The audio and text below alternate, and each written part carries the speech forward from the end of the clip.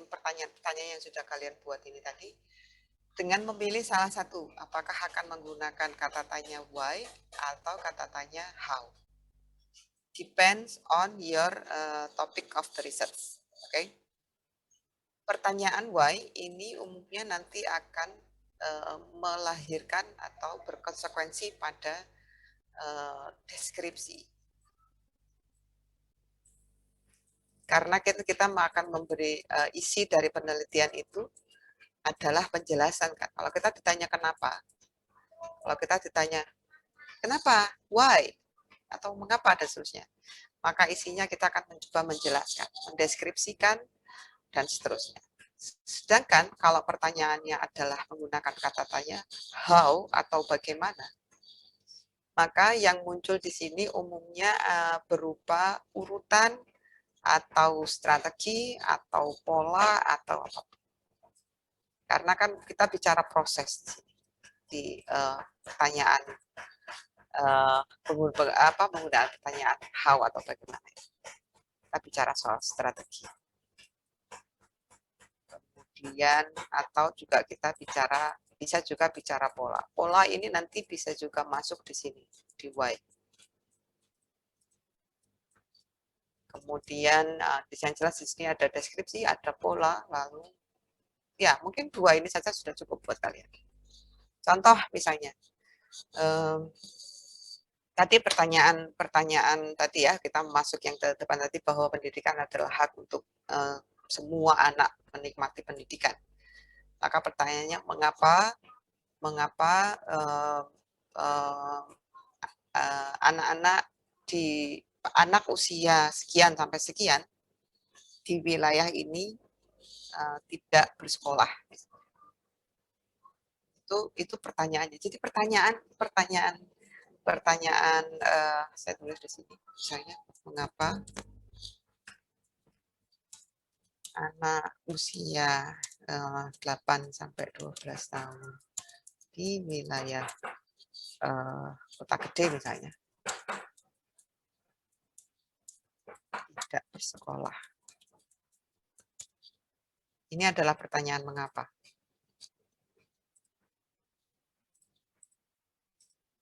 Kalau pertanyaan ya stupid. Nah, yang di sini kalau pertanyaan bagaimana, maka masih sama dengan topik yang sama itu tadi, maka misalnya bagaimana pola penanganan atau penanganan pengemis, bukan, bagaimana pola penanganan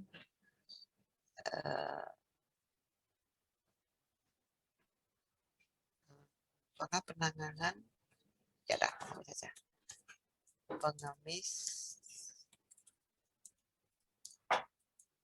cilik usia sekolah di kota.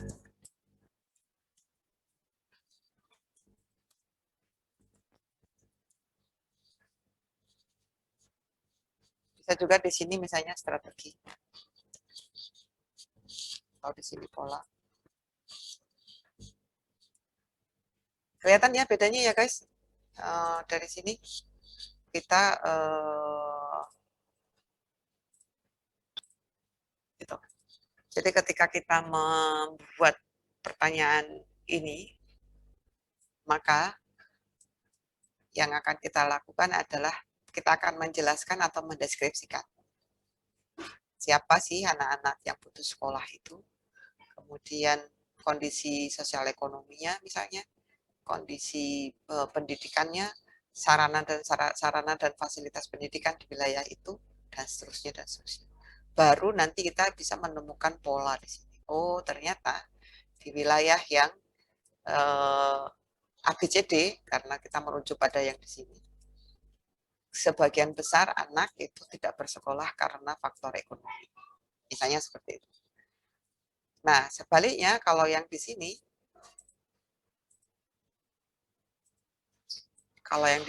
sorry.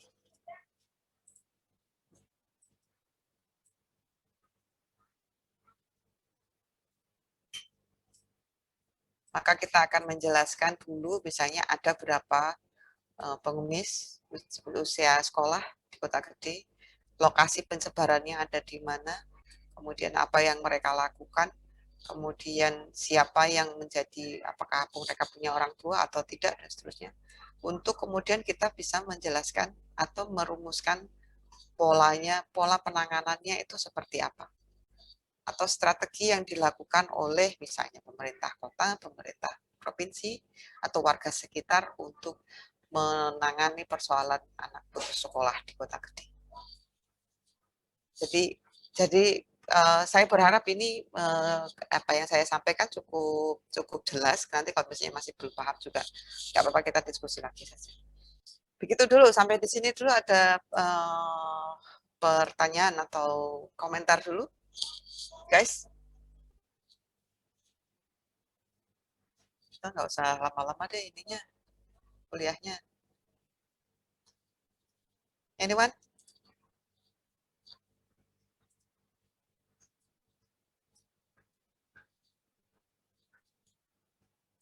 Ya.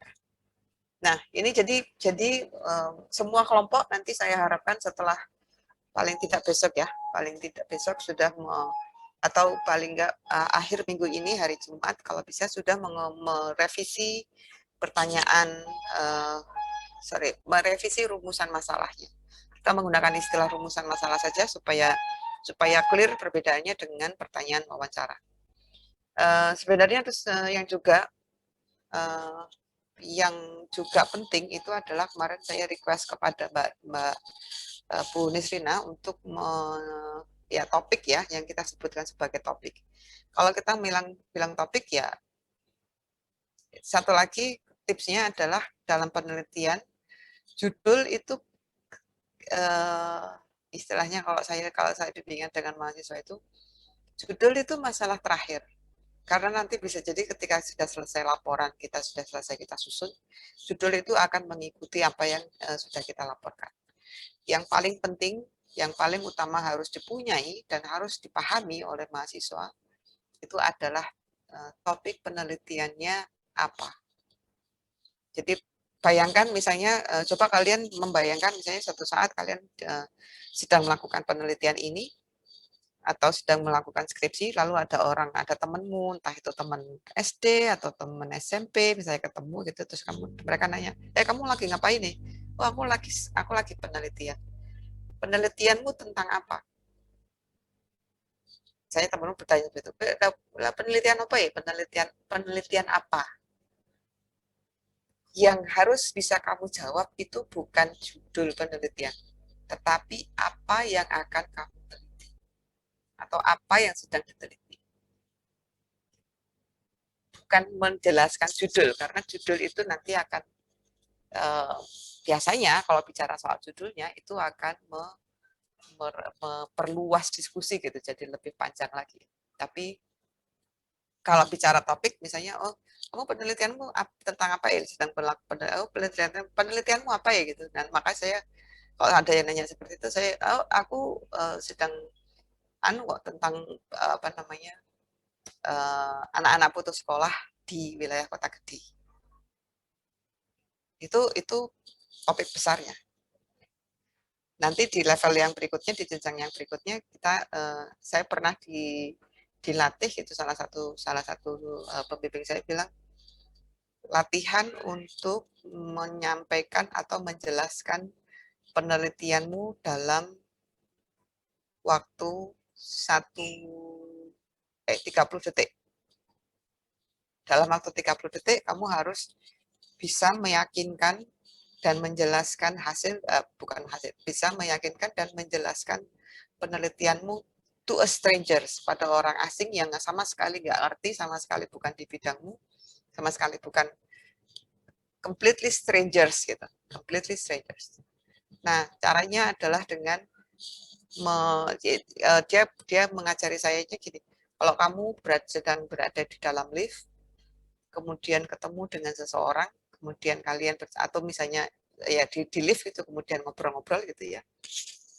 Kemudian ada pertanyaan tentang sekarang kamu sedang apa yang kamu lakukan atau kamu aktivitasmu apa, maka pertanyaannya Jawabannya, oh saya sedang melakukan penelitian tentang 1, 2, 3, 4, 5, 6 dalam 30 detik.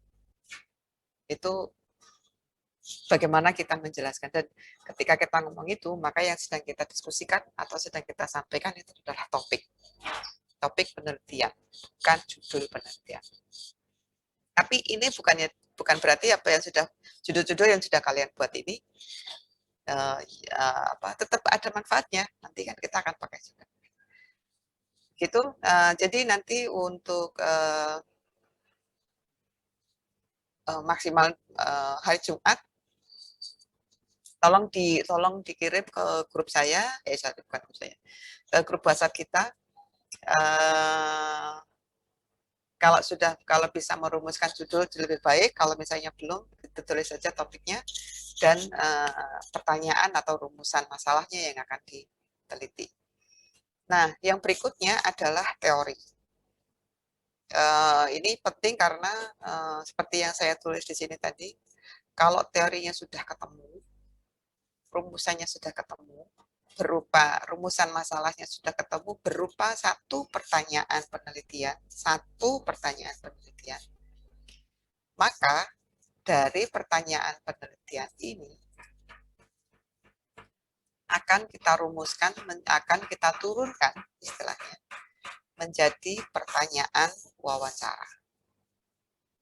Berbeda dengan pertanyaan penelitian, dalam kita menyusun pertanyaan wawancara, kita boleh menyusun atau menanyakan sebanyak mungkin pertanyaan kepada informan kita. Jadi saya ulangi lagi, kalau di pertanyaan penelitian hanya satu, dalam pertanyaan wawancara, kalian boleh menulis sebanyak-banyaknya. Kenapa? Karena jawaban-jawaban yang kalian dapatkan dari pertanyaan wawancara Anda, itulah yang akan menjawab pertanyaan penelitian. Yang akan kita gunakan untuk menjawab pertanyaan penelitian. Jadi sedetil mungkin jawabannya, sebanyak mungkin pertanyaannya akan memudahkan kita nanti ketika melakukan analisis untuk menjawab pertanyaan penelitian. Semoga clear ini perbedaannya. Nah, bagaimana kita menyusun pertanyaan penelitian? Caranya tidak adalah dengan memahami teori yang akan digunakan. Bukan membaca ya, bukan menghafal, tapi memahami. Gitu. Memahami teori.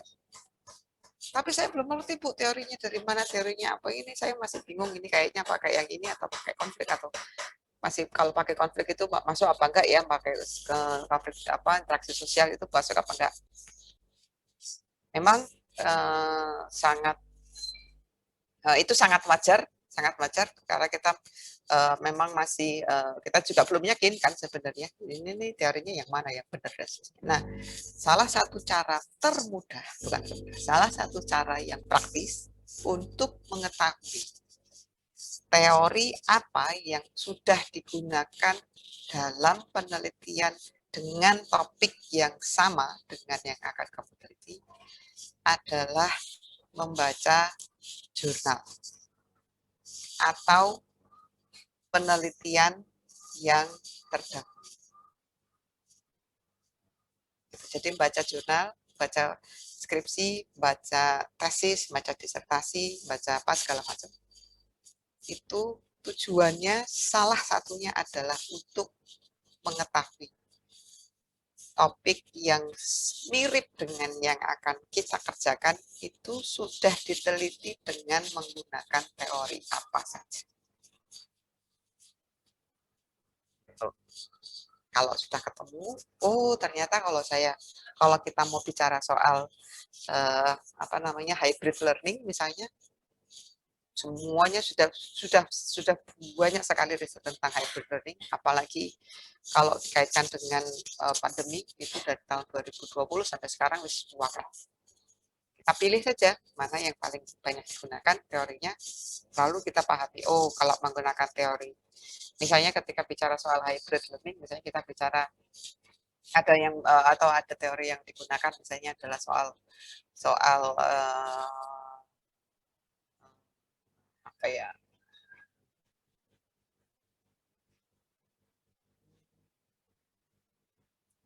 misalnya menggunakan teorinya fungsional strukturalis misalnya seperti itu, fungsional strukturalisnya Parsons, bahwa untuk memastikan bahwa hak mendapatkan pendidikan itu tetap berjalan, maka di masa pandemi sistem pendidikan harus tetap berfungsi, maka adalah salah satunya adalah dengan melakukan PJJ misalnya seperti atau online atau kalau kita sudah paham itu, yang kita pahami tadi, teori-teori yang sudah kita konsep-konsep. Nah, ini yang penting. Memahami teori itu fungsinya adalah untuk merumuskan atau menemukan konsep utama dalam teori tersebut. Fungsinya adalah nanti konsep utama, pemahaman utama dari teori itu akan kita turunkan menjadi pertanyaan wawancara. Misalnya tadi menggunakan fungsional struktural, misalnya kita akan pertanyaan wawancaranya adalah yang apakah bagaimana atau apakah Anda sudah mendapatkan apakah Anda sudah mendapatkan kuota seperti itu. Kuota internet dari pemerintah. Biasanya internet yang kuota itu harus digunakan untuk apa saja dan seterusnya dan seterusnya. Jawaban-jawaban itu nanti akan kita gunakan untuk menjawab misalnya, oh fungsi pemerintah dalam menjalankan tugasnya dia sebagai penyelenggara pendidikan sudah dilakukan dengan bukti bahwa mengirimkan kuota dan seterusnya dan seterusnya. Itu nanti sampai ke akhir itu sudah sebagai analisis. Tapi semoga kalian sudah mendapatkan gambarannya di sini. Nah, ternyata sudah hampir 1,5 jam. Jadi saya akan selesaikan saja di sini. Ini memang bagian terberat, bukan bagian terberat, bagian yang paling menantang dalam penelitian kualitatif itu adalah bagian awal kayak gini. Bagian awal menentukan, merumuskan masalah penelitiannya, kemudian menyusun panduan, menyusun pertanyaan-pertanyaan wawancara yang kita ambil dari teorinya, kita ambil dari jurnal, kita ambil dari laporan penelitian dan seterusnya untuk kita ketemu. Kenapa hal ini diselesaikan dan cukup menantang di awal, karena kita akan menggunakan panduan atau kita akan menggunakan pertanyaan wawancara itu nanti untuk kita tanyakan kepada informan. Kalau pertanyaan wawancaranya tidak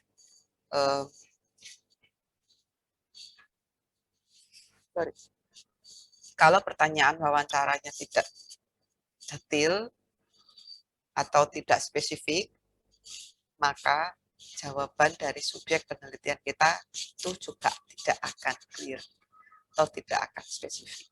Artinya dia mungkin jawabnya kemana-mana. Konsekuensi berikutnya adalah ketika kalian melakukan transkrip wawancara, itu setengah mati. Jadi beruntun gitu ya. Konsekuensi berikutnya ketika melakukan coding, nanti akan ada problem besar di situ, betapa susahnya melakukan coding dengan pertanyaan yang jawaban yang kemana-mana, nanti di akhir analisis juga. Jadi di awal kita pastikan clear, rumusan masalah dan pertanyaan penelitiannya clear, baru kita turunkan menjadi pertanyaan wawancara. Oke, kuliah akan saya tutup dengan beberapa tugas. Saya mengingatkan lagi. Yang pertama itu adalah setiap kelompok merevisi rumusan masalahnya.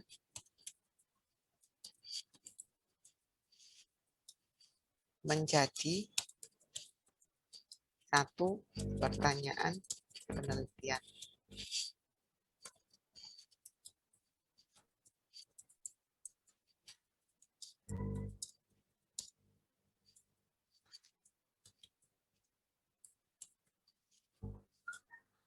Terus yang kedua, menentukan teori. Atau mungkin kalau misalnya belum nemu teorinya yang spesifik, bisa juga menggunakan istilahnya landasan teori. Beberapa teori mirip, sejenis, senada, kita kumpulkan, kita ambil misalnya ada dua atau tiga teori yang punya ide sama gitu dalam membahas tentang fenomena atau membahas topik penelitian kita kumpulkan, kemudian kita sarikan. Itu landasan teorinya. Jadi kalau landasan teori ini bisa jadi memudahkan, tapi bisa juga menantang gitu, karena kita berarti harus menemukan atau membaca berbagai macam teori dan mencoba untuk meramu teori-teori tersebut menjadi satu pemahaman yang akan kita gunakan dalam penelitian. Ini alternatif gitu.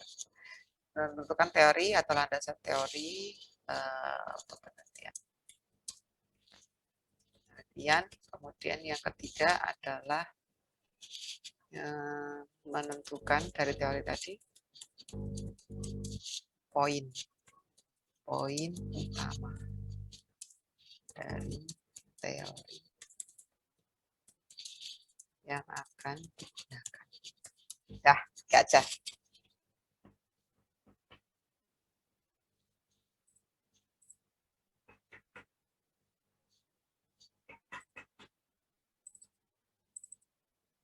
Ini ya guys, ini untuk minggu dari mulai hari ini sampai minggu depan, maksimal minggu depan saya berharap semoga paling tidak Senin itu sudah ada revisinya, karena minggu depan kita akan membahas bagaimana kita membuat panduan penelitian, panduan pertanyaan wawancara. Namanya panduan wawancara sebenarnya di dalamnya ada. Dan kita tidak bisa lanjut ke menyusun panduan wawancara kalau poin 2 dan poin 3 ini tidak kalian lakukan. Saya tidak bisa membuat panduan wawancara buat kalian karena ini adalah proyeknya kalian. Jadi memang harus itu yang dulu di awal kuliah saya sudah mewanti-wanti. Akan banyak praktek dan banyak latihan, dan praktek dan latihan itu termasuk di dalamnya adalah banyak membaca. Oke, sampai di sini ini akan saya save.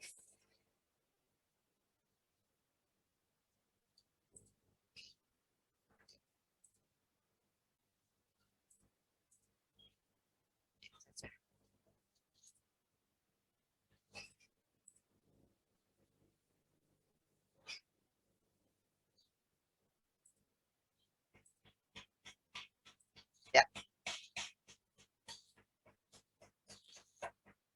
Anyone? Any questions? Jangan lupa presensi. Ya, silakan.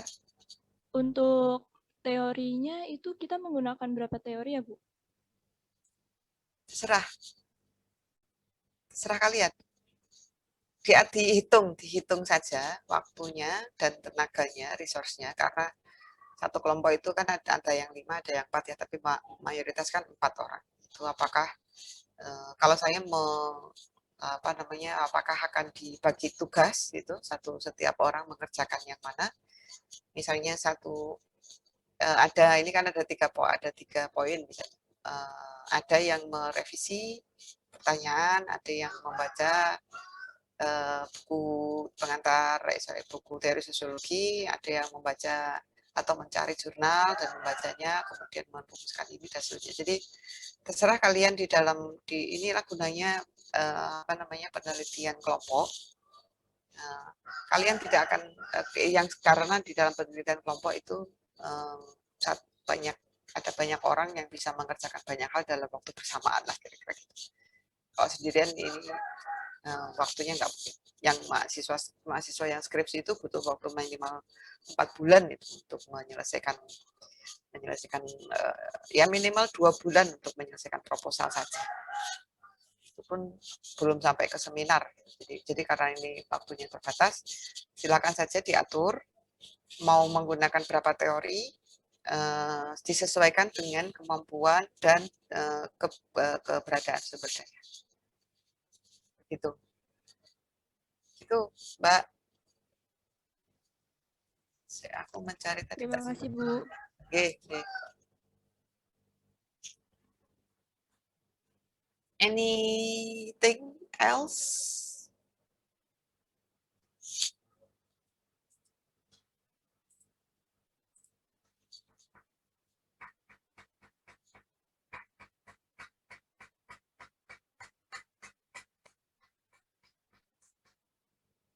Oke, sudah. Kalau tidak ada, sudah cukup? Serius?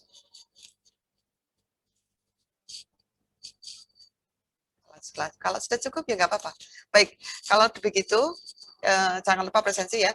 Saya menunggu revisinya. Tadi saya akan jelaskan lagi berarti revisi itu sudah kalian kirim. Sekarang tanggal 22, berarti tanggal 27. Tanggal 27 kita akan kalian mengirimkan hasil revisi dengan 3 poin utama tadi kepada saya, ya 2 lembar lah kira-kira itu. Nanti akan saya isinya adalah 1 atau 2 paragraf latar belakang, kemudian rumusan masalahnya, kemudian landasan teori.